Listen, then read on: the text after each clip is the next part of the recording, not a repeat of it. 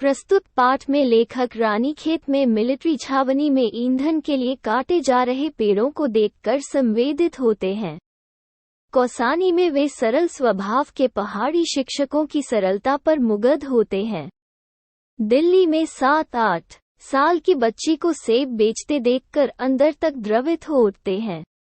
अपने अनायास से भय को भी साफ साफ लिख देते हैं। जीवन के सुखात्मक और दुखात्मक अनुभवों के प्रति एक गहरी रागात्मक संपृक्ति उनकी डायरी के इन अंशों को पढ़कर यह अनुभव होता है कि मलयज के लिए साहित्य सृजन महज शब्दों का व्यापार नहीं है। साहित्य लिखने और साहित्यकार बनने के लिए लेखन से परे जीवन में भी एक सजगता, स्वाधीनता और सावधानी का होना जरूरी है। लेखक के निजी जीवन की तकलीफ, बेचैनियां तथा बाहरी संसार के विभिन्न मनोरम प्राकृतिक दृश्य, आर्थिक सामाजिक असमानता, स्वाध्याय, विभिन्न प्रकार के समाजों और व्यक्तियों का संसर्ग आदि बहुत कुछ मिलकर उनकी रचनात्मकता को निर्धारित करते हैं। मलयज का मानना है कि हम जिस संसार में हम रहते हैं उसमें हम संबंधों की सापेक्षता के बीच अपने कार्यकलाप करते हैं।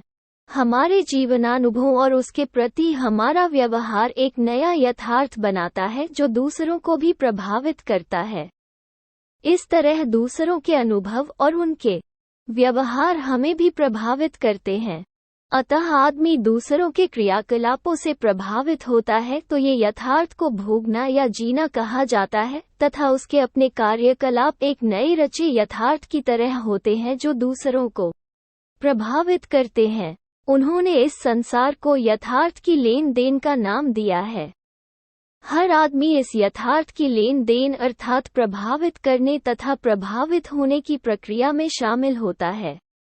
संबंधों की यह सक्रियता ही उसे मनुष्य बनाए रखती है, चूंकि यह परस्पर प्रभाव का भाव है। अतः ये भी एक रचनात्मक कर्म है क्योंकि रचनात्मकता एकांतिक या निरपेक्ष नहीं होती।